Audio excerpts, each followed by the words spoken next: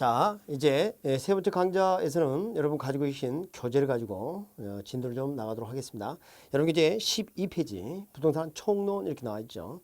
아까 뭐라 그랬습니까? 부동산과 관련된 개괄적인 내용을 좀 다루고 있는 내용이다. 이렇게 말씀을 드렸습니다. 지금 우리가 배우는 과목이 뭐라고요? 부동산학이죠. 그래서 부동산의 정의를 한번 살펴보도록 할게요. 아까 배웠었던 용어, 자, 질문을 할 겁니다. 머릿속 한번 떠올려 봐요. 자, 총론 파트. 먼저 우리가 지금 배우는 부동산학, 부동산과 관련된 학문인데 부동산 자체를 연구하는 게 아니라 그랬죠. 지금 가장 널리 쓰이는 우리 김영기 교수의 정의를 한번 적어볼게요. 부동산학이란 부동산 활동의 능률화의 원리 및 그 응용 기술을 개척하는 종합 응용과학이다. 이렇게 가장 널리 쓰이는 정의입니다. 자, 부동산 활동이 뭐죠? 떠오릅니까? 자, 부동산 자체가 움직이는 게 아니죠.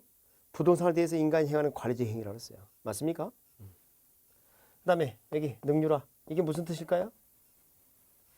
한마디로 말하면 잘한다는 이야기예요. 과학화해라, 합리화하라, 전문화하라, 근대화하라. 그게 뭐예요? 능률화입니다. 능률화. 그래서 봐요. 이 부동산 활동의 능률화, 이게 우리 부동산학의 목적입니다. 부동산학의 목적. 자, 부동산학의 목적은 부동산 활동 어떻게 하자고요? 잘하자고. 자, 이 다음에 이제 기본서 나오면 좀 더 이제 세분해서 더 전달해 드릴 게 있는데요. 부동산 활동을 소유 활동, 거래 활동, 행정 활동 이렇게 또 나누기도 해요. 그래서 부동산 소유 활동은 최유효용을, 그 다음에 거래 활동은 거래 질서가 확립되는 거, 행정 활동은 효율성과 형평성 추구의 조화. 자, 이번에 26회 때 그 소유 활동의 능률화 이야기가 좀 나왔어요. 소유 활동 능률화, 최유효용. 거기 한번 등장한 적이 있습니다. 자, 그런 것은 이 다음에 기본서를 가지고 좀 더 하시면 되겠고요. 세부적인 거니까. 자, 우리 부동산학의 목적이 뭐라고요? 부동산 활동을 잘했으면 좋겠다. 야. 아시겠죠? 부동산 활동을 잘했으면 좋겠다. 근데 지금 이 원리란 표현이 나왔어요. 응용 기술 이렇게. 자, 원리 그러면 이론을 말합니다. 이론. 그래서 과학성을 의미한다. 이건 2년 전인가 출제됐던 내용이죠, 이것도. 그 다음에 응용 기술 그러면 실물을 말한다. 기술성을 말한다. 기술성. 스킬풀, 능숙하게 하자. 이런 뜻입니다. 그래서 우리 부동산학은 이론만 하는 거예요? 실무에 대비하는 노력도 하는 거예요? 실무에 대비하는 노력도 합니다. 그래서 우리 부동산은 이론만 하는 순수과학이 아니에요. 응용과학이다. 이런 표현을 쓸 수가 있는 겁니다. 그 다음에 이것을 개척하는 종합응용과학 이렇게 되어 있어요. 자, 아까 첫 시간에 복합이라는 걸 배운 적 있어요? 복합개념? 기억나십니까? 복합개념. 그래서 이 종합과 관련된 것은 복합개념이다. 이렇게 생각하시면 돼요. 복합개념은 뭐가 있었죠? 법률적, 경제적, 기술적, 유형적 측면, 무형적 측면. 기억이 좀 나십니까? 자, 이따가 교재를 가지고 그 부분 좀 더 확인해 보도록 할게요. 그래서 우리 부동산학은 이런 부동산 활동을 잘하기 위한 이론과 실물을 겸하는 종합적인 학문이다. 이렇게 말할 수 있어요. 그럼 학문적 성격 첫 번째. 종합과학 어떻습니까? 성격. 자, 학문적 성격을 보면 무슨 과학? 종합과학. 그렇게 말할 수 있어요. 그렇죠? 두 번째. 응용과학 어떻습니까? 그렇죠? 응용과학이죠. 순수과학이 아니에요? 아니에요. 순수과학 아니다. 이렇게 말할 수 있어요. 순수과학 아니다. 그 다음에 세 번째. 경험과학이다. 실무에 대비하니까. 그리고 유사한 표현으로 실천과학이다. 실무에 대비하니까. 그리고 네 번째. 바람직한 부동산 활동을 전개하도록 하는 지침의 역할도 합니다. 그래서 규범과학이다. 이렇게 말할 수 있어요. 그리고 다섯 번째. 아까 우리 부동산학의 연구 대상이 뭐라고 배웠어요? 앞에서. 부동산 활동과 부동산 현상이죠. 근데 부동산 활동 이렇게 했을 때 그 활동은 누가 하는 거예요? 부동산이 하는 거예요? 인간이 하는 거예요? 인간이 하는 거죠. 그래서 이 부동산학은 사회과학입니다. 사회과학이에요. 자연현상을 연구하는 그런 과학 아닙니다. 자연과학이다? 아니다? 아니다. 이렇게 볼 수 있습니다. 자, 우리가 배우는 부동산학입니다. 부동산학. 그래서 여러분 교재 12쪽 보시면 부동산학의 개념과 부동산 항목적 성격을 정리해 놨습니다. 그래서 포인트는 일단은 말이죠. 2번 조심해야 되겠죠. 순수가 아니다. 그렇죠? 그 다음에 5번 아니죠. 자, 4번이네요. 4번. 여기서 자연과학이 아니라 뭐라고? 사회과학이다. 이걸 좀 조심해야 되겠습니다. 자, 그리고 자, 이제 생각해봐요. 우리 부동산을 바라보면 세 가지를 함께 생각해야 한다고 했죠? 그게 뭐예요? 무슨 개념이에요? 복합 개념. 자, 생각해 봅시다. 부동산학이 단기간에 학문화 됐을까요? 어떤 시행착오 많이 있었을까요? 시행착오 많이 있었습니다. 그래서 이 부동산학을 학문적으로 정리하는 방법들, 접근 방법이 우리 교재에 지금 몇 가지 좀 정리되어 있죠? 그 내용 좀 보도록 할게요. 자, 우리가 이제 부동산을 이렇게 바라보면, 부동산을 바라보면 세 가지를 함께 생각해야 한다고 했어요. 뭐뭐, 법, 경, 기. 이 세 가지를 함께 생각해요. 복합 개념이니까. 복합 개념이니까. 그래서 예, 부동산학을 할 때도 마찬가지. 이걸 어떻게 접근할 것인가. 여러 가지 유형이 있다 이 말이죠. 그래서 이렇게 갑은 이렇게, 을은 이렇게, 병은 이렇게 이런 식으로 접근을 한다면 이것은 분산식 접근법이 되겠어요. 그럼 정확하게 되기 힘들어요. 또 이런 경우 나는 이것만 또는 이것만 이런 식으로 접근하게 되면 중점식이 됩니다. 중점식. 그러니까 이런 분산식이나 중점식은 정확하게 되기 힘들어요. 그런데 말이죠. 이런 세 가지를 동시에 이렇게 고려하는 방법. 이것을 뭐라 하냐면 종합식 접근법이라고 그래요. 종합식 접근법. 그래서 우리나라가 단기간에 부동산학을 정착시킨 방법입니다. 초창기에. 요즘은 이제 이거 말고도 인간은 합리적 의사결정 주체라고 보고 의사결정의 어떤 과정의 초점들은 의사결정식 접근 방법 이런 것도 있고 그렇습니다. 그래서 부동산학이 학문화되는 어떤 접근 방법입니다. 그래서 종합식 접근법 이게 우리나라가 단기간에 정착시켰던 하나의 방법이다. 출제된 바가 있었죠. 이렇게 좀 이해하셨으면 좋겠습니다. 지금 여러분은 입문서 13페이지 내용을 방금 보셨습니다. 14페이지 보도록 합니다. 14페이지. 지금 뭐가 등장합니까? 부동산학 연구 대상. 이건 첫 시간에 말씀드렸죠. 자, 체크 한번 해보도록 합니다. 양가 1번 부동산 활동과 부동산 현상. 그리고 동그라미 1번이 뭐죠? 부동산 현상. 동그라미 2번 부동산 활동. 이렇게 볼 수가 있겠습니다. 그리고 이러한 부동산 활동에 대해서 속성을 좀 정리해 놨습니다. 속성을. 자, 이것은 여러분이 보셔도 크게 문제가 없는 것인데 한번 잠깐 좀 살펴보도록 하죠. 제목만 보도록 합니다. 자, 첫 번째 과학성과 기술성. 과학성 그럼 뭐예요? 이론. 기술성 그러면 실무. 사익성과 공익성. 자, 내가 가지고 있는 토지는 사유이기 전에 국토 일부죠. 사익만 아니면 공익도. 그러니까 조화를 이루어야 합니다. 아시겠죠? 그 다음에 전문성이 필요합니다.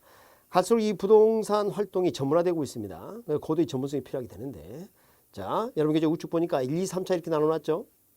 자, 3차가 전문가입니다. 자신을 위한 활동 1차.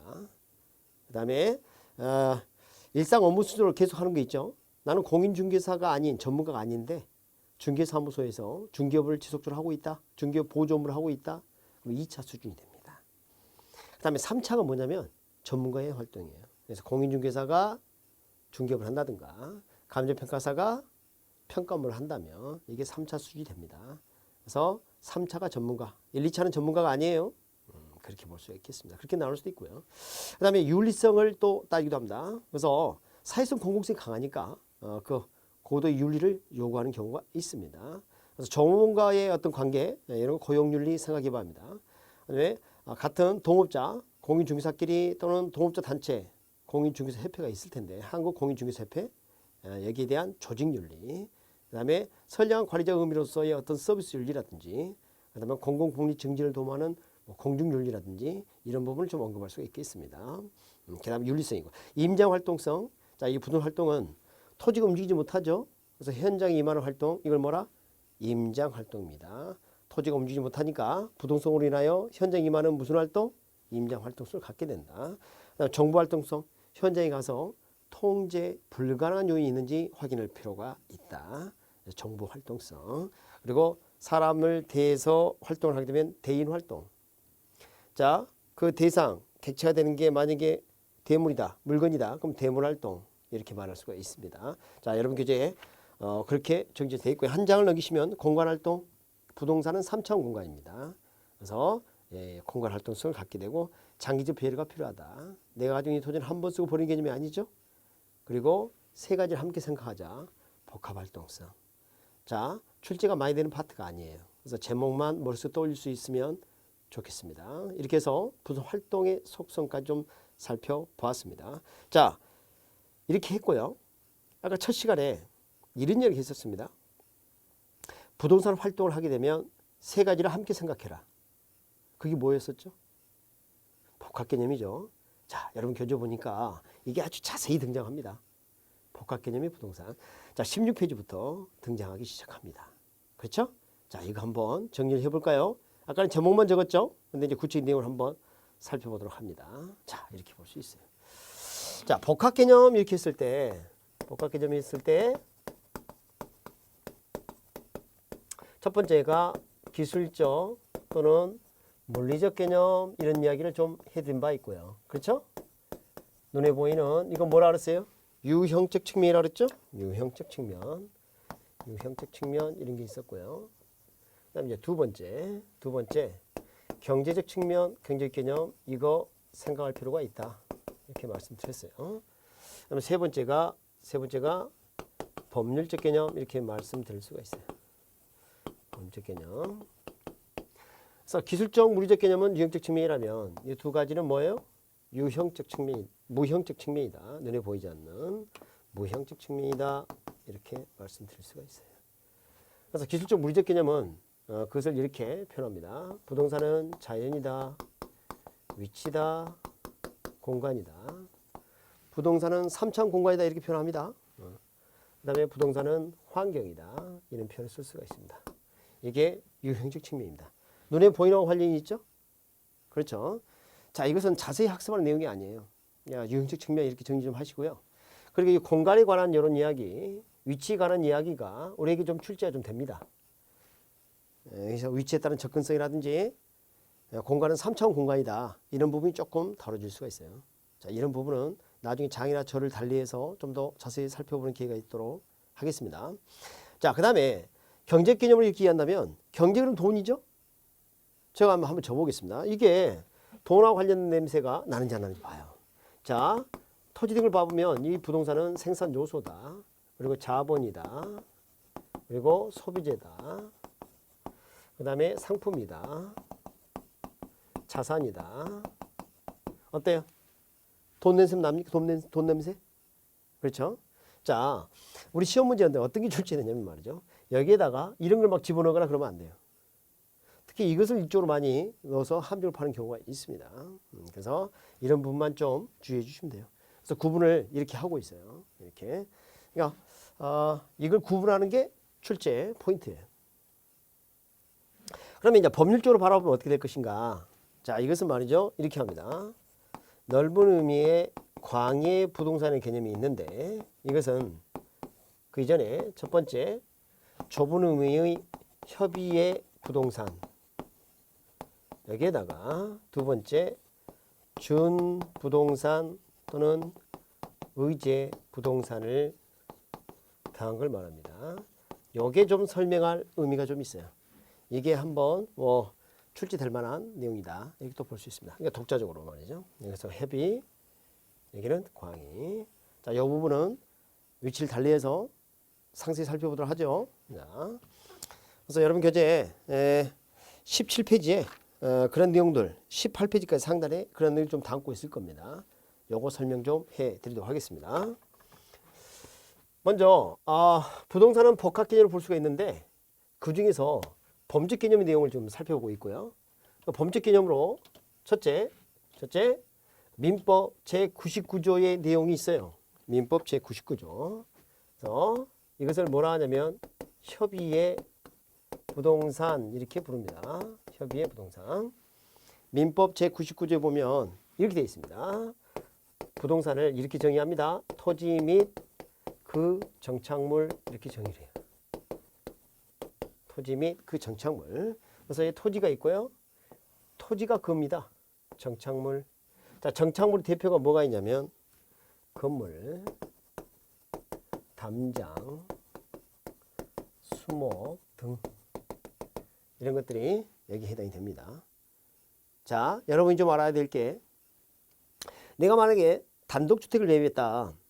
그러면 소유권 이전 등기를 해야 될 거예요. 소유권 이전 등기. 자, 이때 말이죠. 등기부가 두 개예요. 자, 토지와 건물 이렇게 돼 있어요. 자, 이것은 별도로 등기한다. 별도로 등기. 그리고 이 담장, 수목 등은, 자, 수목 같은 게 예외가 좀 있습니다. 임목이라는 표현이 있는데요. 기본적으로 별말이 없는 한 토지가 팔리면 같이 팔린 것으로 봐요. 아시겠죠? 다시 한번. 그러니까 무슨 말이에요? 내가 단독주택을 매입했다 이렇게 하게 되면 사실은 부동산을 둘을 매입한 거예요. 등기부가 두 개 있어요. 토지하고 건물하고. 등기를 따로따로 해야 합니다. 여러분이 지금 일체로 이용 거래되니까 잘 몰랐다는 사실이죠. 그러니까 이런 부동산을 취득해 보면 그런 경험을 갖게 되는데, 뭐 관심이 없으면 또 잘 모를 수도 있고 그렇습니다. 그래서 등기를 각각 해야 합니다. 이런 이야기죠. 만약에 토지 건물이 있는데 토지가 아닌 건물만 매각할 수 있느냐? 네, 가능합니다. 자, 건물이 있는 상태에서 바닥에 있는 토지만 팔 수 있느냐? 네, 가능합니다.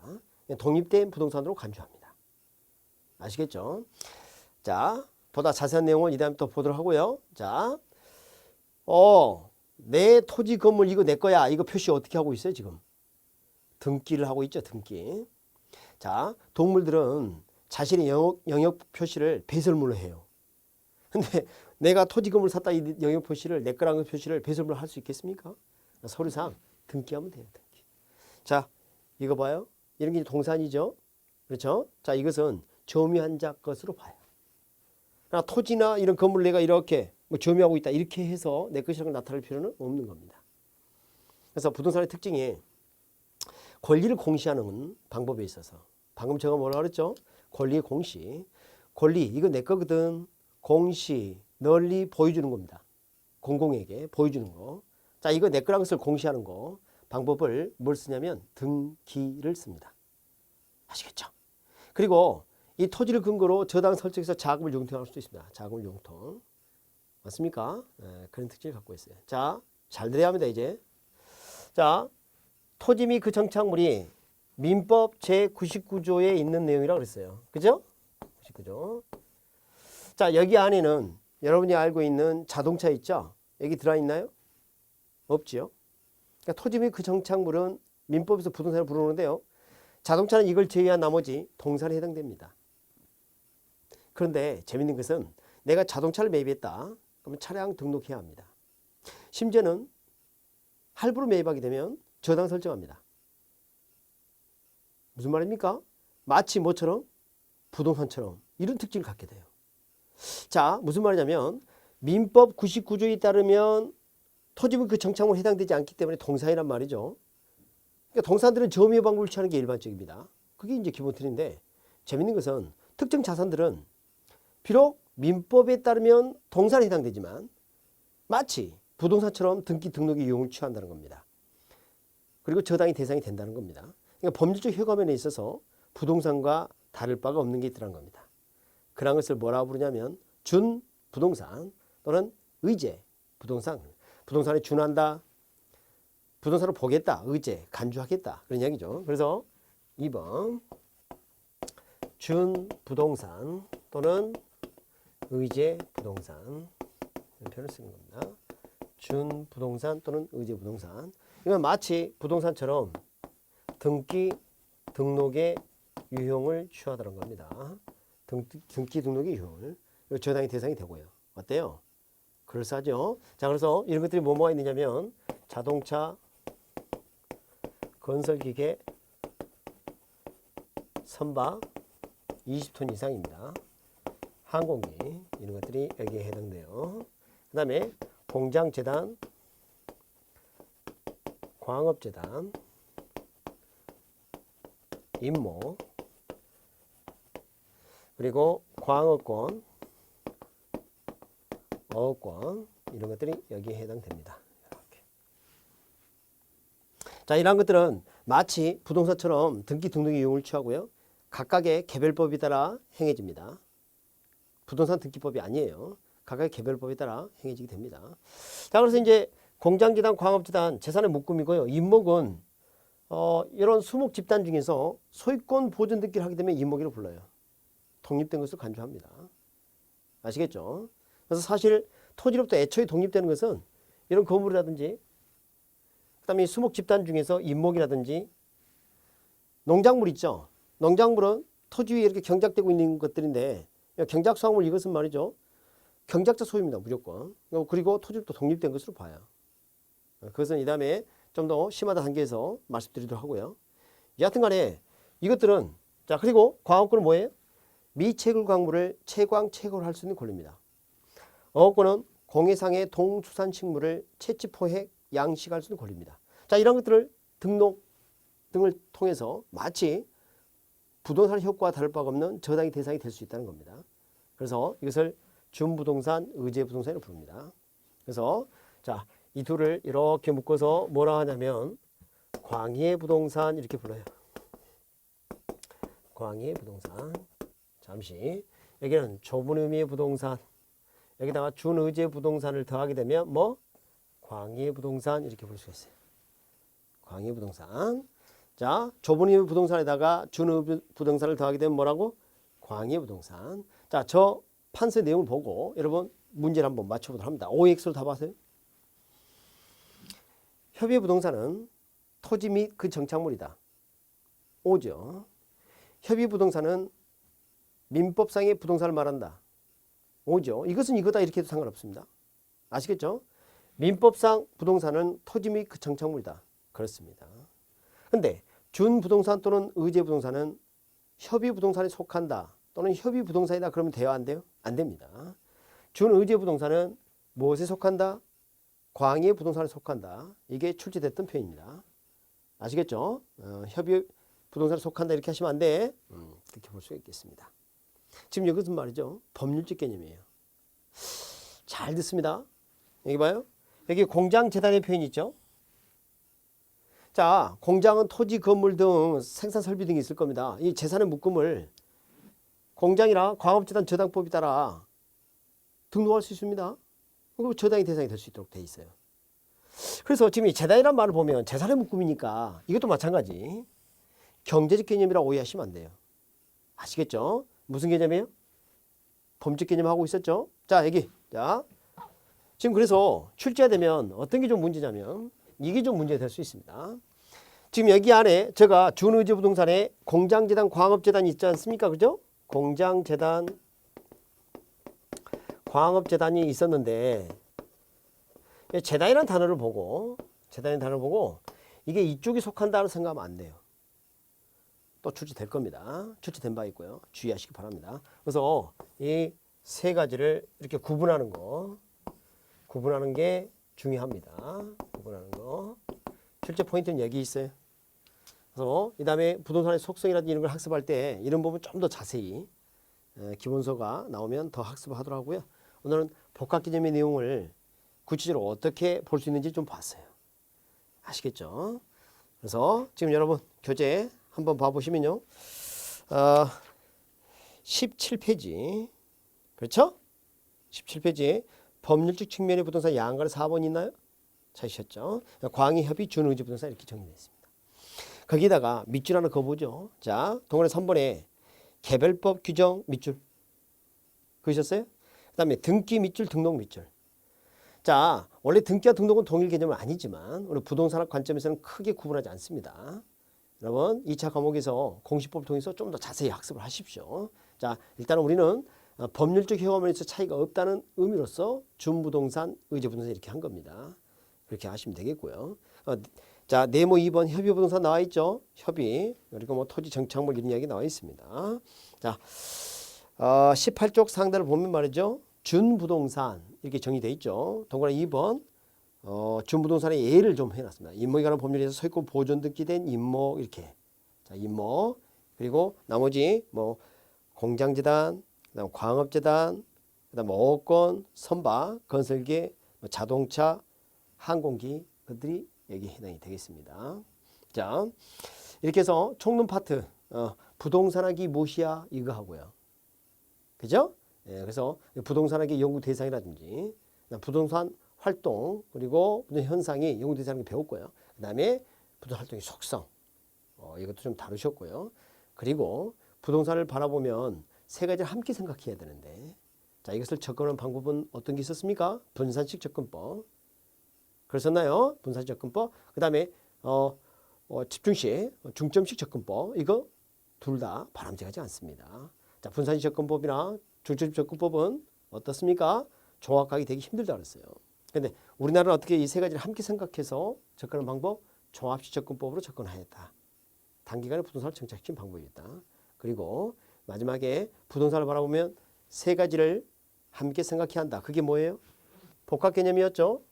복합 개념. 그래서 복합 개념, 기술적 물리적 개념, 자연이다, 위치다, 공간이다, 환경이다. 유형적 측면. 경제적 측면은 돈이라고 생각하시면 돼요. 돈. 돈하고 관련된 것들 이렇게 정리하시면 되겠고. 그 다음에 법적 개념, 광의 부동산은 협의 부동산과 준의제 부동산에 해당이 되는 거죠. 자, 여기서 무형식 측면 이렇게 말씀드렸습니다. 그리고 말씀드린 바와 같이 공장재단, 광업재단은 경제적 개념이 아니라는 사실 주의해 주시기 바랍니다. 자, 이렇게 해서 3강까지 강의를 마치도록 하고요. 4강에서는 여러분 교재의 순서에 따라 토지 용어 살펴보도록 합니다. 토지 용어 꼭 한 문제 이상 출제됩니다. 자, 4강에서 뵙도록 하겠습니다.